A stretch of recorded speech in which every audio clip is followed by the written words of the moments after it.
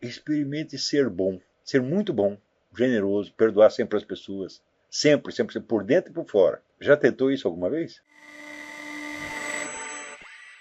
Valores. Quando você fala, por exemplo, a imitação de Cristo, né, eu digo, o que seria a imitação de Cristo se não tivesse, né, documentos, monumentos, histórias que foram sendo acumulados ao longo de muito tempo, né? Então você precisa da mediação histórica para isso. Se não tem, então não tem nada. Vai ser um Cristo imaginário que você inventou da sua cabeça. Tá,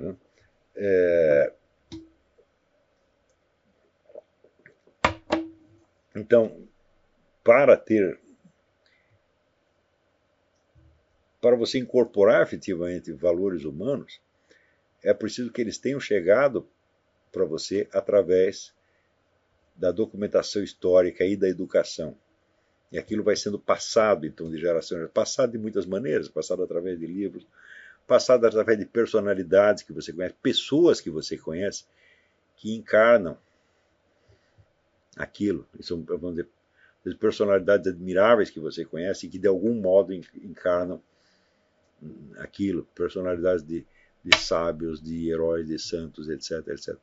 Se não tem isto, então, meu filho, os seus modelos são tirados do programa do Faustão, da Folha de São Paulo, da USP, e é tudo muito pequeno e muito mesquinho demais. Você vê a nossa própria literatura, ela praticamente só tem mesquinharia.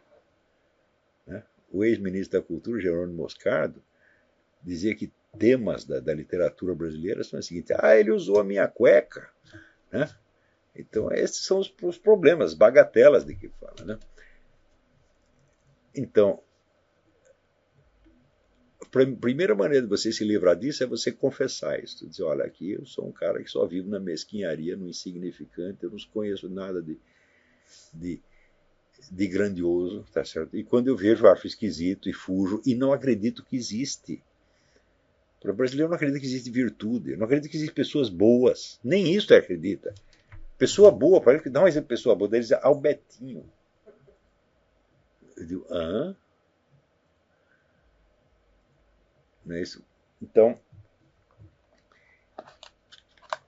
eu ainda conheci algumas pessoas boas. Eu conheci o Dr. Miller, conheci o Padre Miguel Pedroso, conheci o Padre Caetano de Vasconcelos. São pessoas de outras épocas. Você via que elas incorporavam algum valor, que não vinha da cultura brasileira. Né? Vinha da formação religiosa que tiveram, e no caso do Miller, da cultura suíça que ele tinha absorvido e da influência que teve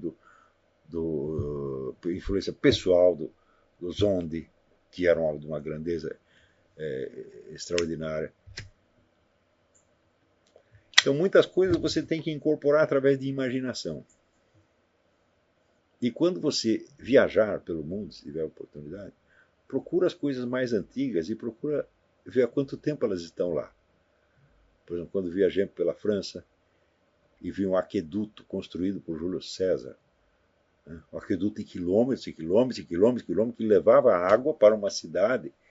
Eu digo, você vê aquela obra de engenharia feita 2000 anos atrás. Eu digo, os caras não conseguiram construir um negócio desse hoje. Né? E você vê aquelas catedrais antigas que foram construídas com o sacrifício de muitas gerações.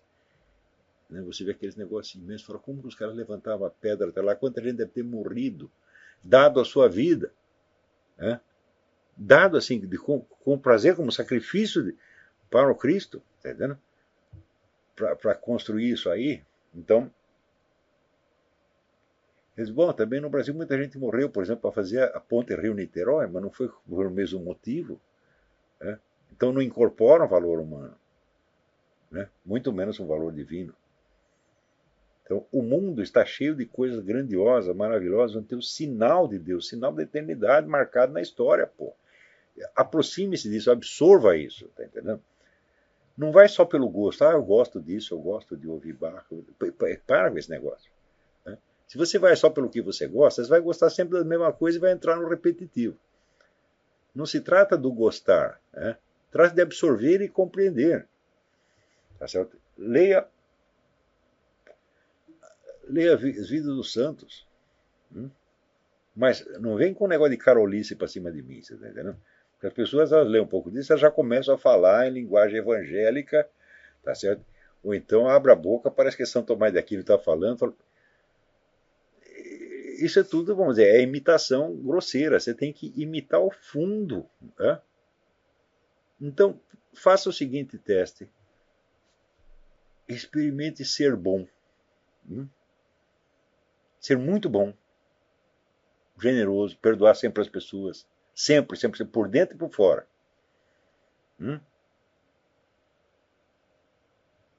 Já tentou isso alguma vez?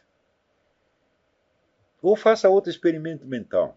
Diga assim, de agora para diante, tudo que me acontecer é culpa minha. Não vou culpar mais ninguém. Isso não é bem verdade, mas é uma disciplina.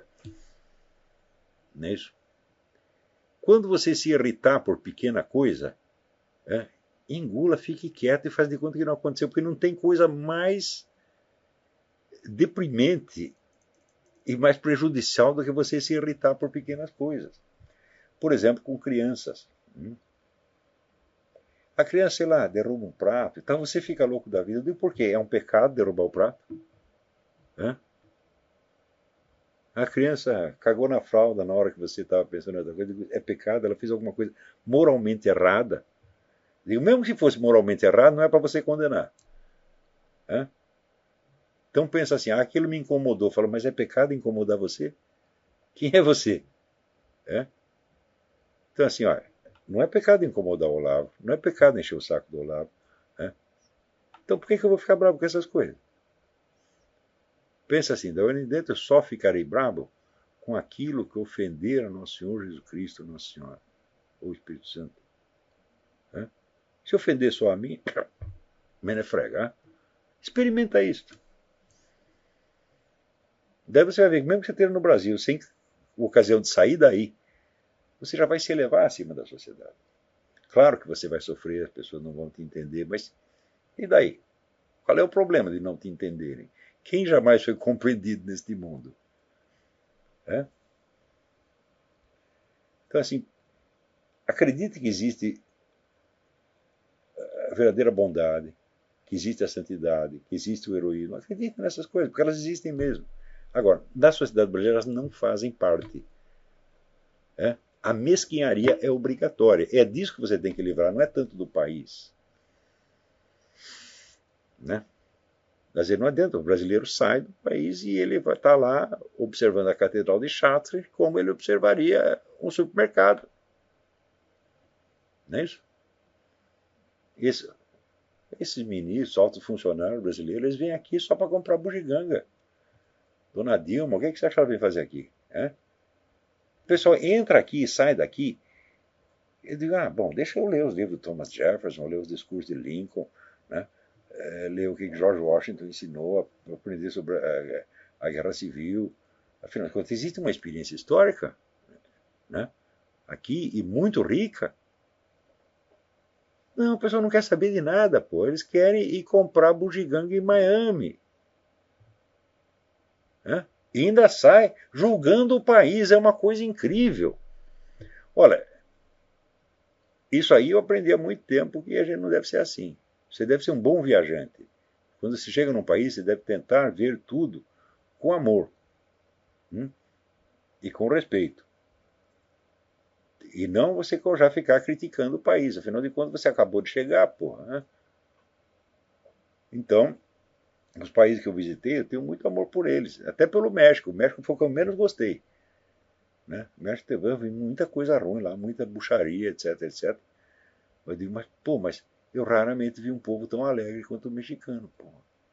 E a música popular tão maravilhosa quanto a mexicana, que dá de 10-0 na brasileira. Na Colômbia, na Romênia. Eu vi modos diferentes de ser que trazem em si uma virtude, uma riqueza. Tá certo? E aqui na América, então, nem se fala. O que eu vi de exemplo de bondade, de honradez aqui. Mas pessoa comum, você está entendendo? Uma coisa fundamental. O americano se preocupa sempre o seguinte: qual é a coisa certa que eu devo fazer? O brasileiro nunca faz essa pergunta. Ele parte do princípio de que ele é o certo, ele é a encarnação do bem e o que for contra ele está errado. Então nunca aprende nada, porra. Então, por exemplo, coloque este problema perante uma decisão, não pergunte assim, o que é mais vantajoso fazer? O que vai me dar mais dinheiro? Né? O que vai melhorar a minha... Não, pergunte qual é a coisa certa para eu fazer. Ou dito de outro modo, como eles colocam aqui, o que Jesus faria. Não existe outro meio de você incorporar, né, o bem. O bem só tem uma fonte. E para incorporar essa fonte, você precisa da ajuda de muita gente, às vezes de uma sociedade inteira. E se não tem a sociedade está ruim, bom, meu filho, tem a história, tem os documentos históricos, e tem um negócio chamado avião, que você toma e você vai parar em outro lugar.